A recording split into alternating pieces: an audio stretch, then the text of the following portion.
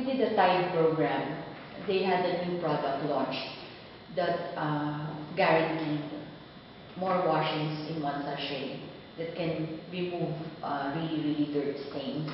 It was actually a tri-media thing. It had TV, radio, it had prints, and then we had BTL. So the concept was, pinakamahabang sampayong kumikinang.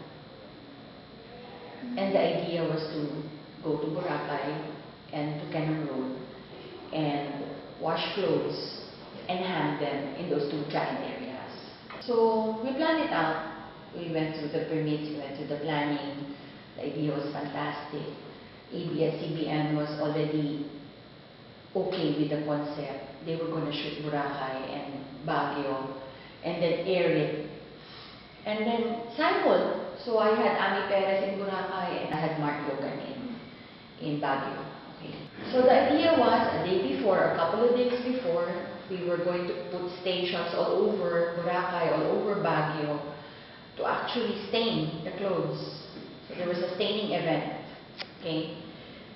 And then a couple of days and weeks before, there was a negotiation activity with the barangays for the women of the barangay to actually help wash the clothes that were stained. And then we actually have the giant, you know, these big 4x4 cars. They were so in during that time. And so the idea was to make it roll on really yucky, mud. And then we had shirts and clean clothes laid out on the ground and for it to pass on and dirty it. Okay, it's a dirty event. And the whole idea was for these mothers to help clean all these clothes up that were dirty and then donate them to schools, children that didn't have uniform, hospitals that didn't have enough sheets, etc., etc. So that's it. Boracay, Baguio. 1.2 kilometers of Puka Beach in Boracay. 16 kilometers of Cannon Road in Baguio. Cannon Road was closed for one whole day for the event. But it took us one whole week to put up the sampayan. And the sampayan was cement, poste, and then syempre dapat may branding kami, di ba? So may Tide kami na below the branding. Tapos wire, tapos ganun ulit. Ganun. So for every 5 meters ata yung ginawa namin, may poste. Okay. So tuloy. So ilang linggo yun ginawa kasi 16 kilometers. Sa Boracay naman, giant pole of bamboo and then have a flaglet, you know, for branding ng Boracay. So 1.2 kilometers, 16 kilometers. Yung Baguio tapos ng 2 weeks yung layout. Okay. Yung Boracay, hindi namin alam, mas mahirap pala i-set up yun kasi pag umulan, lalambot yung sand, iiba yung pwesto ng bamboo. Pag humangin, sasama yung, parang sail, sasama ngayon yung bamboo. So, kung gano'n katagal yung 16 kilometers sinet up, gano'n din katagal yung sinet up to. So, kung ano-ano na yung ginawa, sinabi na ng yung mga naging challenge na pati sa mga sa mga locals. Ma'am, kasi gawin nyo ganito, mag-dig kayo, buhusan ng maraming tubig, bago nyo ilagay yung nyo, tapos lagay nyo yung sand, buhusan ng maraming tubig para daw mag-pack. Yung Puka Beach, hindi siya sand parang shelly. So walang effect. So ewan ko anong ginawa na nilagyan yata ng mga brackets na hindi makikita under the sand, parang nakaganon siya. Ganyan siya. Tapos nandyan yung pole, so nag-work. So, ayan, okay na. So, naglalabas sila sa Boracay, naglalabas sa Baguio. Nag-post ng problem ngayon sa ABS-CBN, hindi daw nila kayang simultaneous. Kasi daw kung may glitches, hindi daw nila kayang i-repair na live. So, nag-decide last minute before during the final pre-prod na unahin namin ng Boracay, tapos gagawin namin ng Baguio, tapos they will make it appear simultaneous. Okay. So, pumayag na rin kami. Kasi no one will know naman Just us. That's the magic of events. Especially when it's brought out to TV. When you have editing and everything. You know, you can do a a little magic. But on ground, people will see the event as is. So, sampay, hugas, 6 o'clock na umaga, labas sila. Diba? Hoping yung 1 kilometer, matatapos kami by lunchtime. Hindi namin na-realize, ang bigat magdala ng, hindi nagro-roll yung mga trolley sa sand, ang bigat ng whatever, tapos yung pinapak mo sa sand, nalulubog yung katawan mo, so yung dapat na nafe-finish mo in 10 minutes, nafe-finish mo in 20 or 30 minutes. Diba? So, make cut the story short, yung Boracay, yung 1 kilometer, 1.2 kilometer na sampayan, natapos ng sunset. So kami sunrise, tapos kami ng sunset. Walang kainan, walang lahat. Punta ka din sa gitna ng tubig, naiiyak ka na, nag-iisip ka, bakit ko ba ito pinapasok? Bakit ko ba ginagawa ito sa sarili ko? Diba? So, postmortem, so sabi namin, kung yung 1.2 kilometers ginawa natin ang sunrise hanggang sunset, paano yung 16 kilometers sa Quezon Road? So, nag-pause kami ng 1 week, nag-brainstorming kami kung paano mapabilisan, nagdagdag ng logistics, nagdagdag ng sasakyan, nagdagdag ng tao, nagsimula ang sampay. So, buong Quezon Road had 5 or 6 barangays. Nagsimula yung 6 barangays na yung maglaba, nagsimula yung 6 barangays na yung magsampay. So, at the end of the day, nung pinansyang ganyan, akala mo ang bilis ng sampayan, hila lang, ang dami tao nagsasampay. Tapos, when it was aired on TV, si Ami Perez, ang ganda ng batuhan ni Ami Perez at saka ni Mark Logan, akala mo nangyari lang talaga siya ng buong araw naman. So, it was launched in the morning show. Tapos, during may mga, ano sila, di ba, news breaks.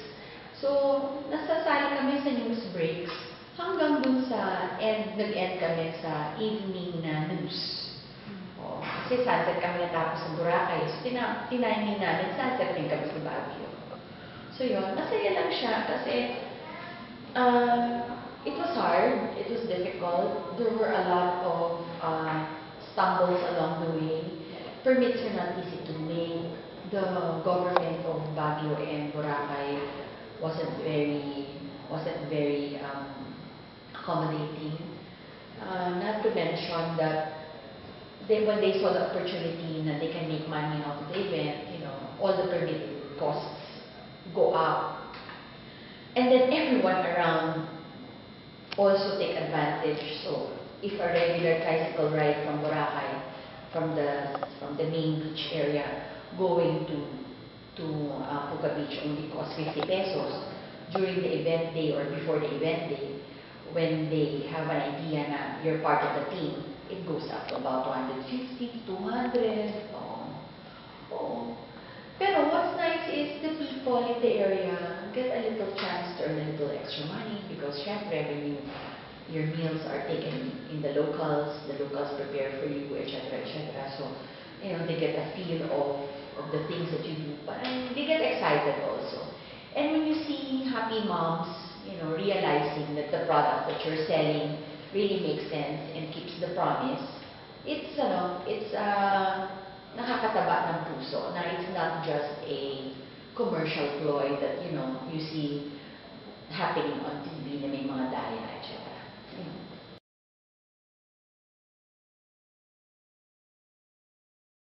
Oh, yes.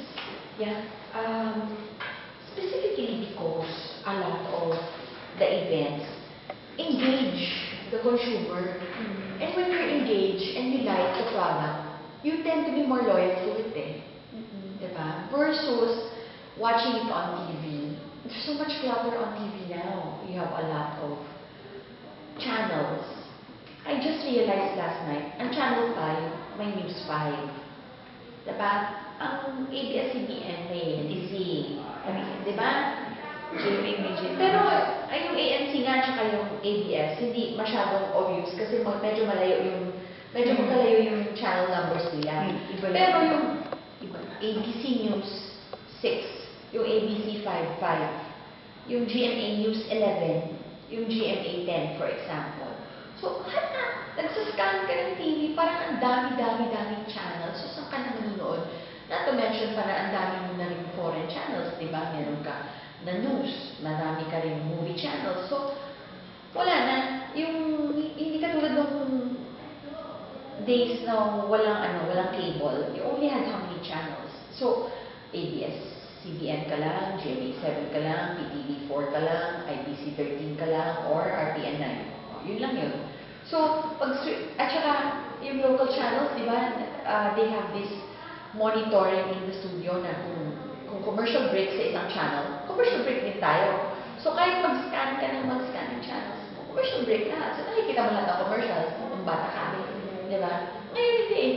Commercial scan. Wala ka na nakitang commercial. Kung lang kung katulad namin na we really take time to sit down in front of the television to see what's happening in the market. Kasi, competitive edge namin yun eh. Ay, ginagawa ni, if my client is client, ay, ginagawa ni Surf ito, or ginagawa ni Champion ito. So, out of my own personal volition, kasi gusto kong malaman kung ano nangyayari sa detergent brands out there, nanonood ako ng TV at saka nag-chuchuin ako, gusto kong manood ng commercial. Otherwise, an ordinary consumer, hindi ka nakita commercial yun.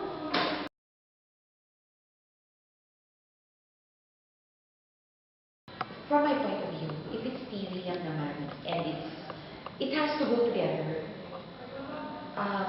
When you see it on ground, you have, or when you see it works up or down. When you see it on TV, you have to have support on ground for the person to realize, ay, ito yung nakita ko. So now I get to interact with the brand. Okay? Tapos, if you see it naman on ground, ay, ito yung nasubukan ko, then you get to see the benefits on TV. Kasi sometimes a person, before you can actually absorb everything, you have to be exposed to something more than once. On print ad naman, it has a longer life. If it's in the magazines, for example, in the glossies, you put it in the waiting room of a doctor's office, for example, or the parlor. Even if that's 3-4 years old, there can be one consumer that will come in there who's never seen that magazine before and will still learn from whatever you put in that magazine a year ago, a year and a half